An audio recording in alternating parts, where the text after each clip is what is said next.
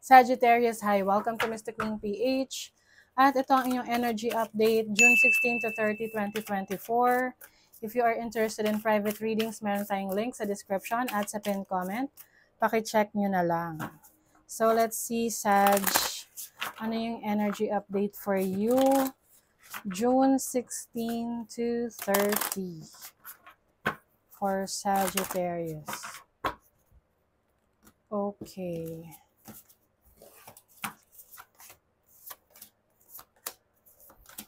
Wow, travel opportunities for you.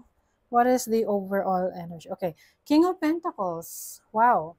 So this is about your financial stability. Pwedeng you are going to focus more on your career, your finances. There can be a leadership role sa trabaho. Pwede ring recognition sa yung work. I also see you na working really hard, no? Para sa mga pangarap mo. You have the Magician. Yes, you are skilled, no? Marami kang talento, skills na pwede talagang magbigay sa'yo ng financial stability. Okay?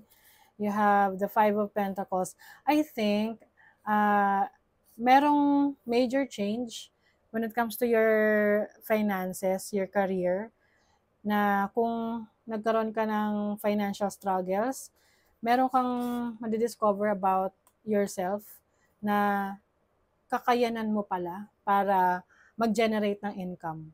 Oo. So, let's say for example, naging challenging sa'yo yung finances, yung kaperahan mo, and then naisip mo, okay, mag-isip ako ng bagong way to earn money. So, gagawin mo, magbe-bake ka ng cake or anything that you are interested in.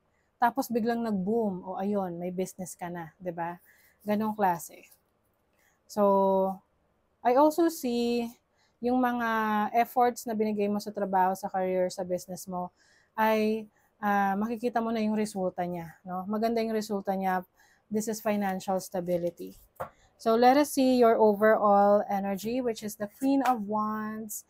Very creative yung energy ninyo this week. Pwede ring travel opportunities for you.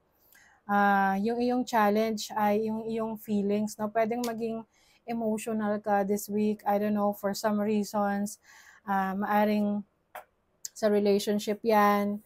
Oo, kasi may Five of Swords dito, so possible na merong betrayal or someone na dinisappoint ka na who is close to you. You also have the King of Wands as your opportunity. So definitely, ngayon, you're going to be very busy, especially sa travel. You will go to different places.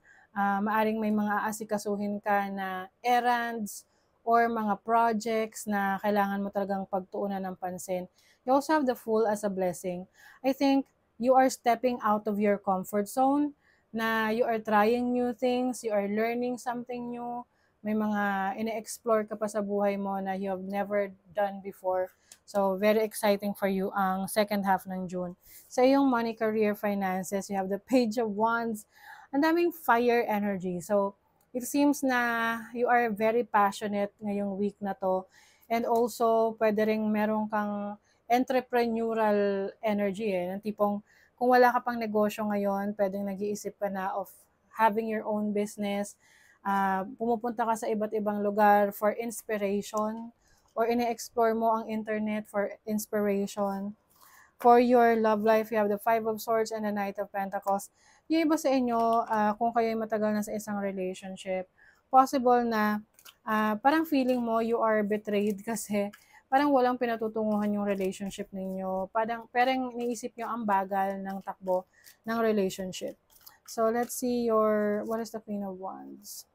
You have the Nine of Swords. So, as much as you want to get busy, may mga times rin na kulang ka sa tulog. So, importante na alagaan ang sarili or parang overwhelming at yung tipong ang dami mong gustong gawin tapos natataranta ka na. Oo, na hindi ka na makatulog kasi naisip mo, yung presence mo, yung isip mo nandun na sa future. So, nahihirapan ka ng gawin yung dapat mong gawin sa present moment. You get what I mean? So, you have the King of Cups, Five of Staves. Oh, some of you merong pwedeng magkaroon ng conflict. misunderstanding with someone na you are in a relationship with, or pwedeng someone who is very close to you, pwedeng father figure, or a parent, no? Or someone na mayroong authority over you. You have the King of Wands, Queen of Swords. I think, in making decisions, mas magiging maingat ka in making your decisions. Pag-iisipan mo muna, especially dun sa mga bagay na kailangan mong gawin right away. So, isipin mo, kailangan ko ba itong gawin ngayon na o pwede siyang bukas? Oo. Kasi like what I mentioned kanina, magiging overwhelming kasi pwedeng, alam mo yung gusto, you don't wanna miss out any opportunity. Kaya lang, syempre, hindi mo naman yan kayang pagsabay-sabayin sa isang larga, no? Although may mga times na pwede mo siyang gawin sa isang buong araw, but it can be too tiring, no? Medyo nakakapagod 'yan. You have the King of Pentacles. Wow. So yung iba sa inyo, yung new opportunity or susubukan nyo ngayon can be sa investment, trabaho, new business, new career, or projects ninyo sa inyong negosyo. What is the Emperor? You have the Magician. Wow. So you are being in control of your life, of your money, your finances, your career. I think there is really a leadership role sa'yo na naghihintay sa trabaho or sa career mo, sa business mo.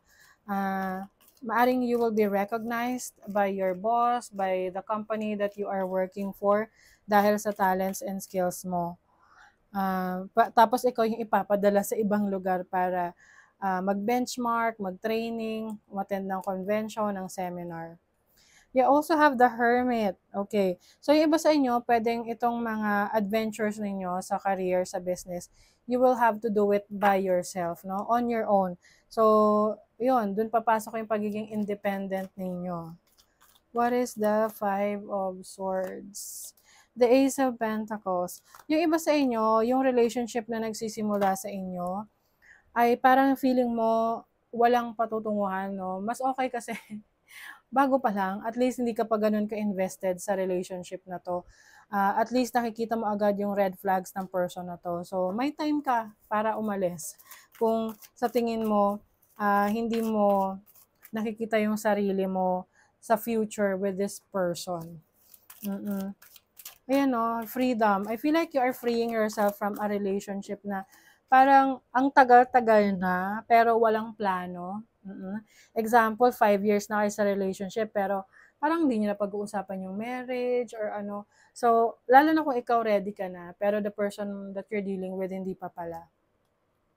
So, you are also poised. So, I think, meron ka rin mga gagawing improvements sa sarili mo, like yung styling mo, yung hair mo, that will give you confidence, more confidence in yourself. You will also look after yourself, no? Take care, pag-aalagaan mo yung sarili mo. Kasi, syempre, sino bang unang-unang dapat mag-alaga sa ating mga sarili, di ba? Ating mga sarili din. So, you have the fork in the road. So, this is a major decision that you're about to do, second half ng June, pagdating sa path na iti-take mo. So, pwedeng sa relationship to na isipin mo, magsistay ka ba sa relationship na to o aalis? Or you will try new opportunities sa trabaho. Kaya nga, it's time to be more open dun sa mga possibilities. Kasi pwedeng you've been in your comfort zone for so many years na it's time to go out, enjoy, have fun, explore new things, new opportunities. Kasi you'll never know na dun ka pala mas mag-enjoy, dun ka pala mas magiging successful. Okay, let's see what else. Dreamweaver, tune into your energetic grids around you where you can send your energy for healing. Ayan. So you will also heal from your past, lalo na kung ito yung mga tinatawag na childhood trauma, or you're going to heal your inner child. Example, meron kang mga opportunities, missed opportunities ng bata ka. At ngayon, nag-open yung mga iba pang opportunities for you to do it. Ngayong adult ka na. So, you're going to heal your inner child. This is going to be very helpful sa'yo in your spiritual growth, in your personal development. Ayan. So, pipiliin mo rin yung mga taong nakapaligid sa'yo, yung mga taong mag-i-influence sa'yo, at sisiguraduhin mo na they have a positive influence in your life. Okay? So, that is your reading, Sagittarius. Thank you so much. Bye!